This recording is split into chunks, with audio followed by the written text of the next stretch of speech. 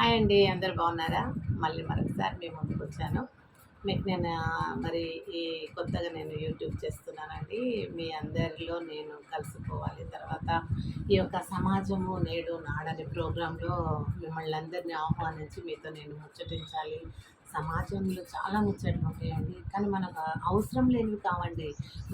మనకు అవసరం వచ్చేటివి అంటే ముఖ్యంగా మన పిల్లలకు అట్లా తరతరాలుగా మరి అందించేటటువంటి ముచ్చట్లు కూడా ఉంటాయండి, తెలివితేటలు. అదేవిధంగా ఇలా ఒక స్పెషల్ డేనండి. ఏంటో మీ అందరికి తెలిసింటే చెప్పుకొని చూద్దాం. ఫాదర్స్ డే అండి. కాబట్టి ఇంత హ్యాపీ కదండి. ఫాదర్ అయినటువంటి ప్రతి యువకుడికి మనం ఏం చేస్తామో పిల్లల్ని కనీ పెంచి పెద్దగా చేసి మంచి చదువులు చదివించిన తర్వాత, లేదా వాళ్ళొక సమాజానికి ప్రయోజకులుగా అయిన తర్వాత మన బాధ్యత ఏంటంటే తల్లిదండ్రులుగా వెంటనే పెళ్ళిళ్ళు చేసి ఒక ఇంటి వాళ్ళని చేయాలని ఉంటుంది కదండి. ఇంటి వాళ్ళు చేసిన తర్వాత మరి వాళ్ళకేముంటుందండి, మన పిల్లలకి అంటే తండ్రి కావాలని ఆశ ఉంటుందండి. ఆడపిల్లలకైనా మగపిల్లలకైనా తండ్రి అయిపోయిన తర్వాత ఎంత హ్యాపీగా సంతోషపడతాడు. ఏంటది? ప్రమోషన్ వచ్చినట్టు. ఆయనకి ఒక తండ్రి అనేటటువంటి ఫాదర్, నాన్న, డాడీ అనేటటువంటి ఆ పలుకు మొదటి సంతానంతో వినపడుతుంది కాబట్టి చాలా హ్యాపీ ఫీల్ అవుతాడండి. ఆ తర్వాత ఏమవుతుంది, వారికి ఇది తండ్రి అనేటటువంటి ప్రమోషన్ రావడం గొప్ప, కానీ వారిని చూస్తూ ఆడుతూ పాడుతూ మురుస్తూ వాళ్ళని పెంచి పెద్ద చేస్తారు వాళ్ళు కూడా. కానీ వాళ్ళకి ఒక పెద్ద బాధ్యత ఏంటి, వాళ్ళను కని తండ్రి అనే ప్రమోషన్కే కాదు, పుట్టినటువంటి పిల్లలను పెంచాలా.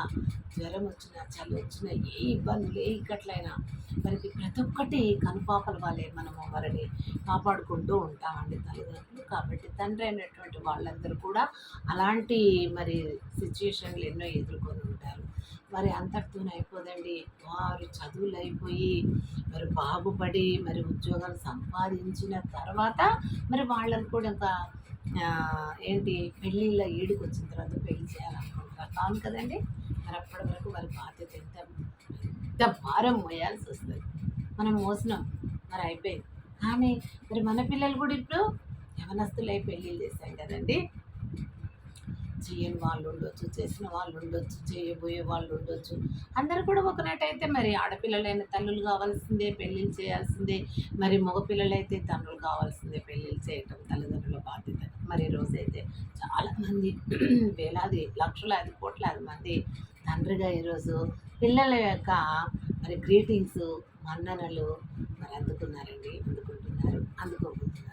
మరి మన పిల్లలు తండ్రులైనటువంటి ఆ సంతోషాన్ని మనం కూడా కనుల పండుగగా చూసుకుంటాం కదండి. మరి అలాగే నేను మన పురాణాలైనటువంటి కొన్నిట్లో నేను చెప్తాను. నాది మెథడాలజీ, సెకండ్ మెథడాలజీ తెలుగు అని చెప్పాను కదండి. తెలుగులో కొంతవరకు నాకు పరిజ్ఞానం ఉందండి. మనకు తెలుసు కదా, రామాయణంలో చూసినట్టయితే రాముడు ఎవరి కొడుకండి? దశరథ మహారాజు కదా. మరి దశరథ మహారాజు కొడుకుకు మరి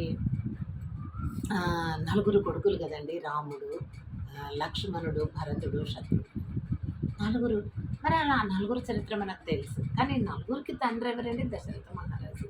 కానీ దశరథ మహారాజు మరి చిన్న భార్య అయినటువంటి మూడో భార్య కైకేయి కోరిక ప్రకారము మరి శ్రీరాముని పట్టాభిషేకం చేయవలసిందిగా బదులు మరి అరణ్యవాసం చేయమని చెప్తుంది.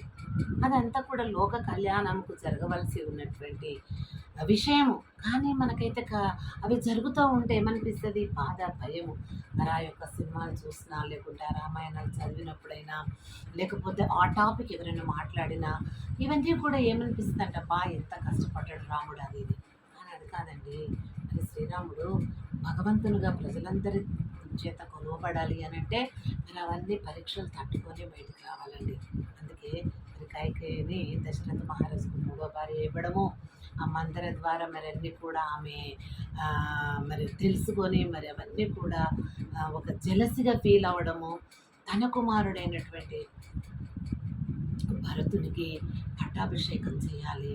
మరి శ్రీరాముడు కౌశల్య కుమారుడు, ఆయనకు ప్రథములకే కదండి, మొట్టమొదటి సంతానానికి మరి ఏదైనా తండ్రి పోస్ట్ వస్తుందండి. తండ్రి తర్వాత మరి పట్టాభిషేకం కానీ వంశ పారంపర్యాన్ని మనము ఆ డైనాసిటీ ఏ డైనాసిటీ తీసుకున్నా మొదట ప్రయారిటీ ఎవరికి ఇస్తామండి?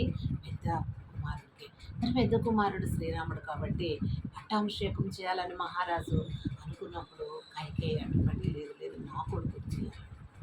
అప్పుడైనా కోరుకున్న కోరికలకు ఆమె గట్టిగా పట్టుబట్టి అడిగినప్పుడు ఆయన కాదనలేక ఇవ్వవలసి వచ్చింది.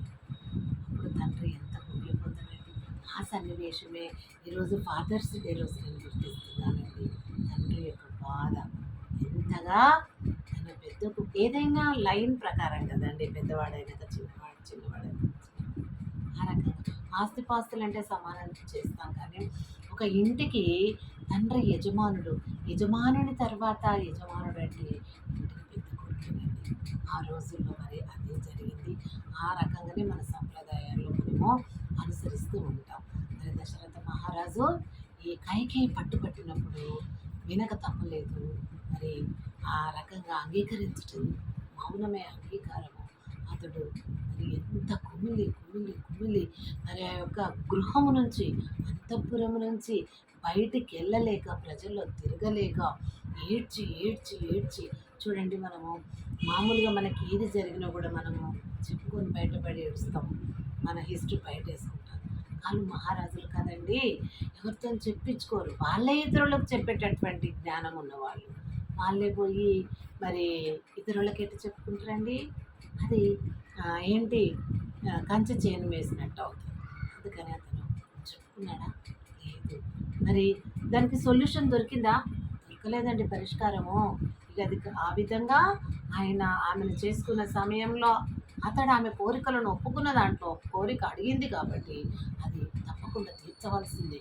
ఆ రోజుల్లో అలాంటి శపథాలు ఉండినాయి కనుక మరి ఆ రాజు ఏమైపోయింది, కోరికను అంగీకరించడంతో పాటు అనారోగ్యాన్ని గురి అయిపోయి గురి బాగా కృషించిపోయాడు. కృషించి కృషించి ఆయన ఆరోగ్యం అంతా నశించి చివరికి చనిపోవటం కూడా జరిగిందండి. అంటే పిల్లల కోసం తండ్రి అంత కష్టపడతారండి. మరి అది ఎవరైనా చూస్తారండి ఈ రోజుల్లో? ఇప్పుడు ఆనాటి నేను అదే ప్రోగ్రాం కదండి, నా సమాజము నాడు నేడు. మరి సమాజం అంటే ఒక చిన్న గ్రామం నుంచి మరి మన దేశం అంతటి వరకు సమాజమే అంటామండి. కనుక సమాజం లోపల మరి ఆనాడు ఆ రకంగా తండ్రికి మరి ఇంపార్టెన్స్ ఉండేది. తండ్రి చేతుల మీదనే సర్వం జరిగేది. మరి తండ్రి తర్వాత పెద్ద కుమారుడికి ఏదైనా అధికారము, సింహాసనము, మరి పట్టాభిషేకం అని జరిగేటివి. అది ఇక్కడ జరగలేదు కాబట్టి తండ్రి కుమిలి కృషించి నశించిపోయాడు. చివరికి అంతమయ్యాడు, లోకాన్ని వదిలిపెట్టాడండి. కనుక చూడండి, పిల్లల కోసం తండ్రి ఎంత ప్రాధాన్యపడ్డాడు. ఇది ఒక సన్నివేశం. ఇది పిల్లలను తండ్రి అనే ప్రమోషన్తో పాటు ఎన్ని బాధ్యతలతో పాటు బాధలు కూడా సంభవిస్తాయి. మనకు రావండి, మనకు కూడా మస్తు వస్తాయి. ఆ రకమైన కష్టాలు అప్పుడు ఉంటాయి రాజుల పీరియడ్లో. ఈ రోజుల్లో ఇంకో రకమైన కష్టాలు మనం ఎదుర్కొంటాం. ఏదైనా కష్టం కష్టమే కదండి, ఏదైనా మనసే కదండి, ఏదైనా బాధపడేదే కదండి. ఒకసారి మనము తండ్రి యొక్క పాత్ర గ్రహించాలి. పిల్లల మీద ఎంత ఉంటుందండి, చివరికి ప్రాణం కూడా ఆయన సాక్రిఫైస్ చేశాడండి. అది ఒక సన్నివేశం కదండి. మరి ఇంకొక రకంగా చూస్తే మనము శ్రీకృష్ణుడు, మనకి ఇప్పుడు పురాణాలలో రామాయణము, మహాభారతము ఇవన్నీ చెప్పుకుంటాం కదండి. మరి భాగవతము, భారతము, అట్లా మనం శ్రీకృష్ణుని యొక్క జన్మను చూసినట్లయితే మీకు తెలుసు కదండి, శ్రీకృష్ణుడు మరి వాళ్ళ మేనమామ కంసుడు. మరి కంసుడు తన చెల్లె అయినటువంటి దేవకి దేవిని మరి ఈమె కడుపులో కంసుని సంహరించేటటువంటి సంతానం వస్తుంది అన్నప్పుడు అతడు కాపలా కాసి భద్రపరిచి ఆ యొక్క దేవకి దేవిని మరి ఈ యొక్క శ్రీకృష్ణుణ్ణి తన గర్భంలో మోస్తున్న సమయంలో జైల్లో పెట్టాడు కదండి. అలా చెరసాలను వేసినప్పుడు ఆమెకు పెయిన్స్ వచ్చి బాబు పుట్టినప్పుడు ఏమైందండి, చెరసాల తాళం వేసేసాడు. అప్పుడు ఏమైంది, ఆ చెరసాలలోనే శ్రీకృష్ణుని జన్మ. అందుకే శ్రీకృష్ణుని జన్మస్థానం అంటారు ఎక్కడైనా జైలు అంటే. మనం అక్కడ ఎవరైనా తప్పు నేరం చేస్తే శ్రీకృష్ణుని జన్మస్థానంలో ఉన్నాడు అని అంటాం కదండి. ఆ శ్రీకృష్ణు యొక్క జన్మస్థానం జైలు అయ్యిందండి. కానీ నీతిమంతులకు మరి చాలా శ్రమలు తప్పవండి ఈ లోకంలో. కనుక మరి అక్కడ పుట్టినటువంటి ఆ శ్రీకృష్ణుణ్ణి ఏం చేశాడు వాళ్ళ బావగారు కంసుడు చూసి చంపేస్తాడు. అందరిని చంపేసిండు కదండి ముందు పుట్టినవాడు. అలా చంపేస్తాడని చెప్పేసి అప్పుడు ఆ యొక్క కృష్ణుడు పుట్టగానే కేకలు వేస్తుంటే వెంటనే పుట్టగానే పిల్లలు ఏడుస్తారు కదండి. వెంటనే ఆయన ఏడ్చిన టైంకి గాడిద మరి కాండ్రెస్ అరుస్తుంది పెద్దగా అరవగానే. మరి అప్పుడు ఆ కాపలిగా ఉన్న వాళ్ళందరూ కూడా పండుకొని ఉన్నారు. దేవుని మహాత్యం అది, దైవం కార్యం అది. అప్పుడు అందరు చెరసర కాపలు ఉన్నటువంటి వాళ్ళందరినీ నిద్రపుచ్చి శ్రీకృష్ణుడి జన్మ జరగగానే గాడిద గాట్రించగానే మరి అప్పుడు పడుకున్నటువంటి కాపలి కాసే వాళ్ళు లేస్తారని వెంటనే ఏం చేశాడు వసుదేవుడు, అంటే దేవకీ దేవి యొక్క భర్త శ్రీకృష్ణుడు తండ్రి ఏం చేశాడు, అప్పుడు ఆకాశవాణి పలికిన విధంగా ఆ బాబుని తీసుకొని వెళ్ళాలంటే గాడిద చప్పుడు వాళ్ళు లేస్తారని గాడిద కాలు పట్టుకున్నారు. అందుకే పెద్దవాళ్ళు అంటారు వసుదేవుడు గాడిద కాలు పట్టినట్టు అంటారు. గొప్ప వాళ్ళ కాపు తెచ్చి బీద వాళ్ళ సహాయము కోరే సమయం కూడా కొన్నిసార్లు వస్తుందండి. అలాంటి మాటను మనము ఆ సందర్భాలలో వాడుతూ ఉంటాం. వసుదేవుడు తన కుమారుని తీసుకొని గంపలో పెట్టుకొని రేపల్ల యమునా నది తీరాన ఉన్న రేపల్లకు ఆ యమునా నది నుంచి గంపలో బాలుని పెట్టుకొని తన కుమారుని పెట్టుకొని వెళ్తూ ఉంటాడు. మనకి ఈ సన్నివేశాలన్నీ కూడా మరి శ్రీకృష్ణుని చదివినప్పుడు కానీ పుస్తకాలు మరి సినిమా చూసినప్పుడు కానీ చాలా మనకు ఆశ్చర్యము, బాధ, మరి కష్టం చూసిన శ్రీకృష్ణ భగవానుడు ఏ రకంగా పుట్టాడు, ఏ రకంగా పెరిగాడు. ఒక మరి యదువంశం అంటారు. అందుకే ఆయన యాదవ దగ్గర మరి నందుల దగ్గర వదిలిపెట్టించాడు. అక్కడ యశోద పెంచింది. కానీ ఇక్కడ తండ్రి ఒక యమునా నది నుండి కూడా ఆయన ప్రాణం అన్నీ వదిలిపెట్టేసి తన కుమారుని రక్షించుకోవడానికి గంపలు ఎత్తుకొని నదిలో ప్రయాణం చేశాడండి. ఎంత సాక్రిఫైస్ చేశాడండి తండ్రి తన కుమారుని కోసం ఆ రకంగా కదండి. మరి అందుకే మనము తండ్రి మన కోసం పోషకుడే కాదు, మరి వారి యొక్క కాపలిదారిగా, ప్రొటెక్షన్గా, సపోర్టుగా, ధైర్యంగా భార్యకు కానీ పిల్లలకు కానీ ధైర్యము, సపోర్టు మరి ఉండాలి. అంటే భర్త అమ్మో ఆమె భర్త ఉన్నాడు అని భయపడతాడు, ఎవరైనా ఏమైనా అనాలి అంటే. అదేవిధంగా పిల్లలు మా నాన్నకు చెప్తా, మా డాడీకి చెప్తా, మా పప్పకి చెప్తా అంటారు. ఎందుకు ఆ ధైర్యం ఎందుకు? తండ్రి కనుక మరి అటువంటి తండ్రి పోస్టులో ఉన్నటువంటి ఈనాడు తండ్రులైన ప్రతి ఒక్కరు కూడా గౌరవించదగ్గ విషయము. మరి తండ్రుల యొక్క కృషి ఫలితమే పిల్లల యొక్క జీవితం కనుక మరి పిల్లలు ఏనాడు మర్చిపోవద్దు తండ్రి త్యాగాలను.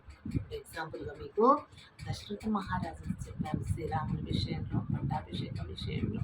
ఇక్కడ శ్రీకృష్ణుని జన్మ దైవం పుట్టింది అని అంటే రాక్షసుడు భయం.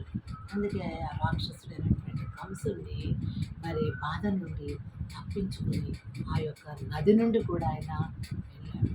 మనం నడుస్తామండి నదిలో, శక్తి ఎక్కడి నుంచి వచ్చింది? దైవ కార్యం కాబట్టి. మరి తండ్రి అయితే మానవుడే కదండి వసుదేవుడు, మరి అనుభవించాడు ఆ బాధ. మరి మనం కూడా మన పిల్లల కొరకు తండ్రులు చేస్తారు కదండి, భార్య పిల్లల కోసము చేస్తారు. అటు తండ్రులను మనము మర్చిపోవద్దనే ఈ సమాజంలో మనం ఈ విషయాలు ముచ్చటించుకుంటున్నాం. ఇవి ఆనాటివి. అదేవిధంగా ఇంకోటి కూడా చెప్తాను. శ్రవణ కుమారుని కథ కూడా మీకు తెలుసు కానీ, ఇదే దశరథ మహారాజు శబ్దబేరి విద్యను ప్రయోగించినప్పుడు తెలియకుండా మరి శ్రవణ కుమారుని యొక్క మునీశ్వరుడు తల్లిదండ్రులు చనిపోవడం చేత, ఆ కుమారుడు చనిపోవడం చేత తల్లిదండ్రులు శాపం పెట్టారండి. ఏమని? పుత్రశోకం మాకు ఇచ్చావు, శ్రవణ కుమారుని చంపి ఏకైక కుమారుడు. కాశీకి వెళ్తూ ఉంటే, ఆ రోజుల్లో కాశీకి వెళ్ళేవాళ్ళు కావడి కట్టుకొని తల్లిదండ్రులను ఇద్దరు వృద్ధులైనటువంటి మునులను తీసుకొని వెళ్తూ ఉంటే తల్లిదండ్రులు. అప్పుడు శబ్దవేరు విద్య ప్రయోగించిన దశరథ మహారాజ్ శ్రీరాముని తండ్రి. అప్పుడు తెలియక పుట్టినవి కూడా తెలిసి చేసిన కూడా పాపం అంటారు. అందుకే పాపం అనేది వెంటాడుతుంది. దైవం అనుగ్రహించిన పాపం వదిలేదండి. పాపానికి శిక్ష తప్పకుండా ఉండదని తెలుసుకోవడానికి ఈ సన్నివేశం మేము ముందు ఉంచానండి. ఎందుకంటే దశరథ మహారాజుకు అప్పుడు శ్రీరాముని యొక్క పట్టాభిషేకంలో అతడు దుమ్ముని కృషించి నశించి చనిపోయాడు. అది ఎవరి శాపమండి? ఈ యొక్క శ్రవణ కుమారు తల్లిదండ్రుల శాపం, ఆ వృద్ధుల శాపం. మేము మా యొక్క పుత్రుని శోకం నువ్వు పెట్టినావు కాబట్టి నువ్వు కూడా పుత్ర శోకంతో చనిపోతావని చెప్పారు. చూస్తావా, అదే అక్కడ జరిగిందండి. కానీ ఇక్కడ మరి ఆ తండ్రి ఎంత బాధపడి ఉంటాడు. శ్రవణ కుమారుడు తండ్రి తెలియక చేసినా తెలిసి చేసిన కుమారుడు చనిపోయాడు కదా. ఆ తండ్రి ఘోష మరి ఎంత కష్టపడి ఉంటుంది. అందుకే తండ్రులు అంత త్యాగం చేస్తారండి పిల్లల కోసం. పిల్లలు ఎక్కడన్నా పడ్డారంటే తన ప్రాణం కూడా చూసుకోకుండా ఉరికిపోయి, అది చెరువు కానీ, అది గుంత కానీ, ఇంకేదన్నా కానీ ప్రమాదమైనటువంటి త్యాగం చేసి పిల్లలను రక్షించుకో, తన ప్రాణం పోయినా కూడా అలా కూడా జరుగుతుంది. కాబట్టి ఆనాడు ఇంత పాబందికరమైనటువంటి పద్ధతులు సంప్రదాయం మనలో, మన దేశంలో, మన సమాజంలో ఉండేది. మరి ఇదే సమాజము నాడు నేడని ప్రోగ్రాం కదండి మనం చేసేది. నాడు చెప్పాను. ఇప్పుడు ఈ రోజుల్లో మరింత కష్టపడినటువంటి తండ్రిని పిల్లలు ఏమైనా పెద్దగా అయ్యి మరి కన్నీ పెంచి చదివించి పెద్దగా చేసి పెళ్ళిళ్ళు చేసిన తర్వాత కొడుకులు తండ్రిని ఇంటి నుండి గెంటేస్తున్నారండి. అదే అండి మరి కుమారులు తల్లిదండ్రులను గెంటేసే పరిస్థితిలో మనం ఉన్నామంటే మన సంప్రదాయం ఎక్కడ పోయింది, మన పద్ధతులు ఎక్కడ పోయింది, మన మానవత్వం ఎక్కడ పోయిందని ఒక్కసారి కుమారులు ఆలోచించాలి కదండి. అది ఎవరన్నా కానొచ్చు, ఏమన్నా కావచ్చు, భార్యలే కావచ్చు, తల్లి విషయమే కావచ్చు, ఎవరి మాటలైనా కానీ వినినా అటువంటి పరిస్థితులు వచ్చినా కూడా మరి కనిపించినటువంటి తండ్రిని మరి ఆ విధంగా త్రోసివేయడం ఇంట్లో నుంచి ఒక ముద్ద అన్నం కూడా నోసుకోలేకపోతున్నారండి. నేనున్నటువంటి ఏరియాకు దగ్గరలోనే ఒక అతను నిజంగా భార్య ఆ, మాటలు విని మీ నాన్న ఇంట్లో ఉంటే నేను నీకు సంసారం చేయనంటుందండి. ఇది సమాజం మాట అండి, లోకంలో జరుగుతున్న విషయం. నేను విన్నా మా పక్క గల్లీలోనే. అప్పుడు నా భర్త ఏం చేశాడు, భార్య మాట విని కాదు, ఆ, అది తట్టుకోలేక, ఆ బాధ భరించలేక, ఆ ఇంట్లో నెమ్మది లేక, సరే మా నాన్న అనాథాశ్రమంలో విడిచిపెట్టేస్తాను, అనాథాశ్రమంలో విడిచిపెట్టడం జరిగిందండి. ఇలా చేస్తున్నారు. కానీ మరి మేము ఎలా పెరిగినాము, ఎలా పెద్దగా అయినాము, ఇప్పుడు ఈ పోస్టులో, ఈ హోదాలో, ఈ స్థితిలో, ఈ స్థానంలో మేము ఉన్నామంటే